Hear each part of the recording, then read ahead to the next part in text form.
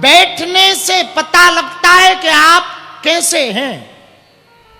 इसलिए हमारे गांव में कहा, बोली ऐसी बोलिए कोई ना कहबे चुप, और बैठक ऐसी बैठिए कोई ना कहबे उठ। आप बैठे कहां, ये बड़ा महत्वपूर्ण है मेरे प्रियजनों। मिठाई की दुकान पर मिलने वाली मिठाई सिर्फ मिठाई रहती है, लेकिन मंदिर में या संत के हाथ में पड़ जाने वाली मिठाई प्रसाद बन जाती है। मिठाई वही है, जैसे ही जगह बदला उसका स्वरूप बदल गया। दुकान से ला करके मिठाई लाने वाला व्यक्ति सीधा खा लेता है, पर मंदिर से मिली हुई मिठाई को पहले माथे पे लगाता है फिर खाता है। क्यों?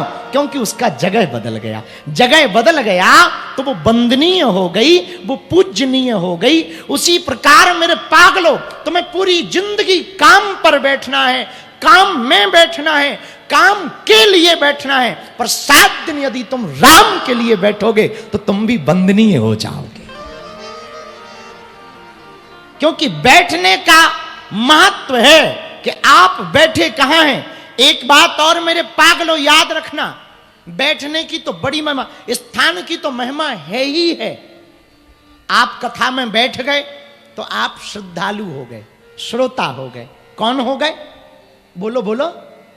जो कथा में बैठ गए वो कौन हो गए? श्रोता हो गए, श्रद्धालु हो गए। कितनी अद्भुत बात है, भगवान ने कृपा की, आप कथा में आ गए। पर एक बात हम निवेदन करें, कथा कहने के पहले, कथा में तो आप बैठ गए, ये बड़ी बात नहीं है, कथा आपके अंदर बैठ जाए, ये बड़ी बात है। कथा में तो बहुत लोग बैठते हैं, यहां भी बैठे, 2 पंडाल सामने लगे, 2 पंडाल 3 बगल में लगे, सब पंडालों में लोग बैठे। पीछे भी कुछ लोग घर बैठ करके कथा सुन रहे, यूट्यूब पर सुन रहे, बागेश्वर धाम चैनल पर सुन रहे, सब लोग सुन रहे। पर भैया, कथा पंडाल में बैठना या कथा में बैठना बड़ी बात नहीं है, कथा तुम्हारे दिल में बैठ जाए ये बहुत बड़ी बात है। अब प्रश्न उठता है कि दिल में कथा बैठे कैसे? सावधान से। जब तक कथा में बैठे ना, तब तक सिर्फ कथा सुने, केवल कथा। सावधान होकर के बैठे। कथा सुनने का नियम क्या है? कथा प्रारंभ होने के पहले आ जाए। कथा जब तक विराम ना हो तब तक भगवान को पीठ दिखा कर ना जाए, कोशिश भर। अब कोई जरूरी काम आ गया तो बात अलग है, पर बहुत जरूरी नहीं है ना, तो पूरी कथा विराम हो तब जाएं, श्रोता सुन लें। यजमान जी, दूसरा नियम क्या है? इन 7 दिनों में वैसे तो कभी झूठ नहीं बोलना चाहिए, पर 7 दिन तो छोड़ ही देना। 7 दिन में तो ना बोलना, ये दूसरा नियम। तीसरा नियम क्या है? तीसरा नियम है भूमि पर शयन करना।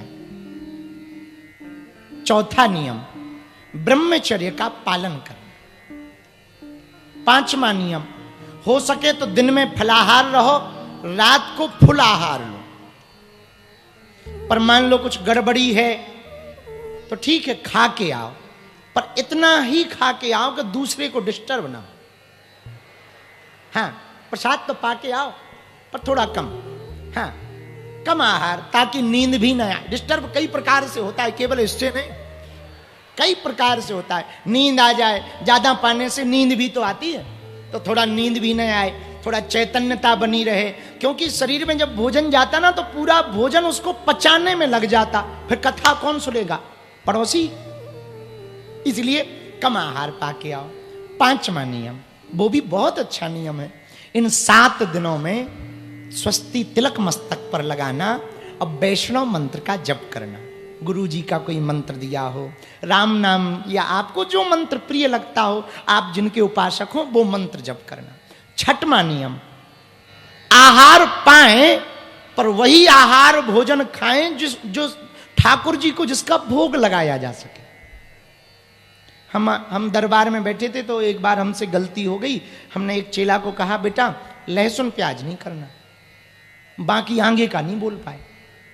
तो 1 साल बाद हमारे पास आया, बोले गुरुजी 2 काम तो हो गए पर 1 नहीं हो रहा।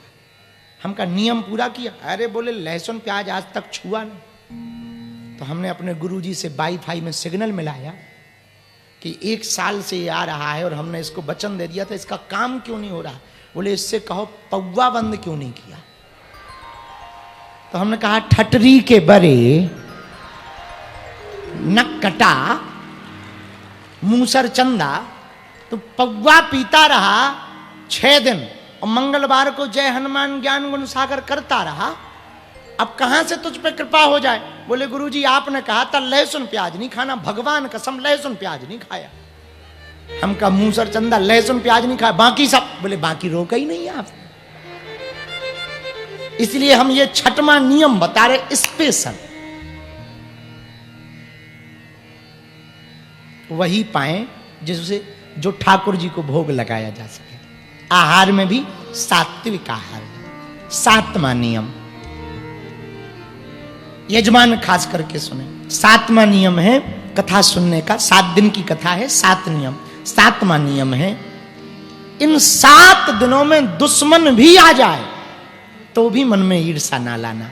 यही सोचना इतने बड़े पंडाल में लगता है हनुमान जी कोई ना कोई रूप बना करके कथा सुनने आए,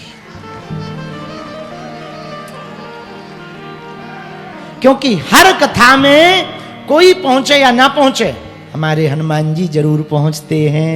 पूछो क्यों? प्रभु चरित्र सुने बे को रसिया, प्रभु चरित्र सुने को रसिया, राम लखन सीता मन बसिया, राम लखन सीता मन बसिया। गाइए सीताराम सीताराम सीताराम सीताराम सीताराम,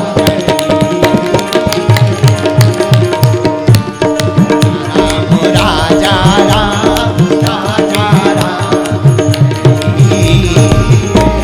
बोलो राजा राम राजा राम राजा राम कहिए।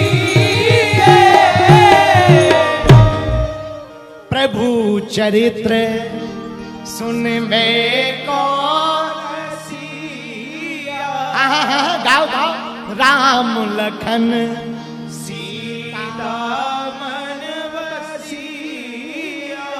हनुमान जी को कथा प्रिय है, हम लोगों को वृथा प्रिय है। पूछो क्या प्रिय है? हाँ, कथा होत के बीच में हम लोगों की बात, हमारी नहीं, तुम सुनो, अपनी भी 50-50। कथा होत के बीच में पाप उठे अकुलाए, या सोवे या लड़ पड़े या उठ के भग जाए। कथा के बीच में ना पाप बड़े अकुलाते, क्योंकि जब कथा की वाणी कानों से अंदर जाती ना तो भीतर खलबली मचती है। जैसे बहुत नींबू पी लेने से पेट में खलबली मचती ना, वैसे ही कथा सुनने से पापों को खलबली मचती है कि ये क्या हो गया। लगता है ये जो बार बार कानों से आ रहा ना, हम लोगों को हाउस खाली करना पड़ेगा। तो पाप अकुलाते हैं। अब पाप अकुलाते हैं तो क्या करते हैं वो? 2-3 काम। जैसे ही कथा में बैठेंगे तुरंत नींद आएगी, और कई लोगों को इतनी गहरी नींद आती है कि लास्ट ही में जय बोलते हैं। हाँ, और हमने ऐसे भी श्रोता देखे, वो लोग फिक्स है, वो कथा में सबसे आगे आएंगे, ऐसी जगह देखेंगे जहां टिक जाए। हाँ, फिर बड़ा आनंद लेते हैं। बोलो सीताराम, जरा जोर से बोलो, और जोर से बोलो। तो कथा के बीच में भैया पाप कुलाते हैं, क्या किया जाए?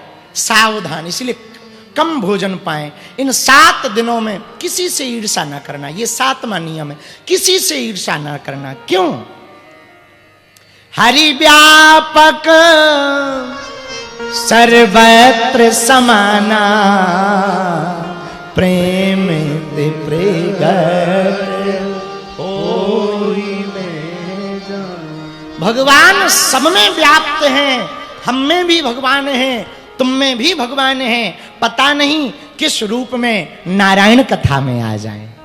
हो सकता आपके बगल में जो बैठे हों वो दिखाई पड़ रहे हो कि ये फलाने जी हैं, पर हो सकता हनुमान जी हो, रूप बनाकर आ गए हो भ्रमित करने के लिए। हम लोगों की बुद्धि थोड़ी उनको पा सकती क्या? साधारण मति थोड़ी हनुमान जी को पा सकती क्या? ठाकुर जी को पा सकती क्या? उनकी कोई लीला हो। इसलिए भैया इस कथा में जितने श्रोता है, कुछ श्रोता हमने देखे हैं सबसे बाद में आते हैं, पर वो सबसे आगे बैठना चाहे, एक दूसरे के ऊपर चढ़ते। अरे भाई जहां जगह मिले ना, वो देखो सबसे लास्ट में लोग खड़े हैं, आनंद ले रहे हैं।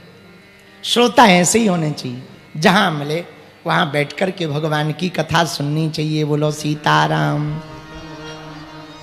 अब दूसरी बात, महाराज ये 7 दिन का नियम तो हम करेंगे, पर कथा में ऐसा क्या है जिससे कृपा होती है, जरा बताओ।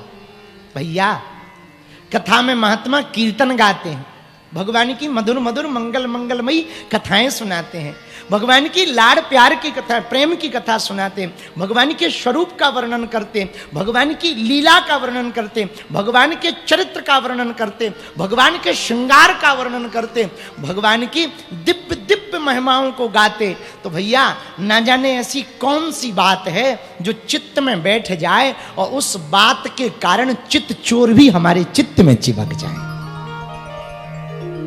इसीलिए कथा में बहुत फल है भैया, बहुत फल है, बहुत लाभ है। एक सेठ जी का लड़का था, अब हम ये नहीं कहेंगे कि वो शिवपुरी का था, क्योंकि 7 दिन हमें ठहरना भी। एक शिवपुरी नहीं शिवपुरी का नहीं, अपने गांव का एक सेठ जी का लड़का था, बड़ा उल्लू, शुद्ध बुद्धू। सेठ जी तो परम भक्त, रोज भगवान की कथा सुनने जाते, आसन लेके जाते, कोई ना कोई महात्मा आता ही रहता था। इनके नगर में आवे तो महात्मा के पास जाएं, आसन डाल लें, कथा सुने, बढ़िया।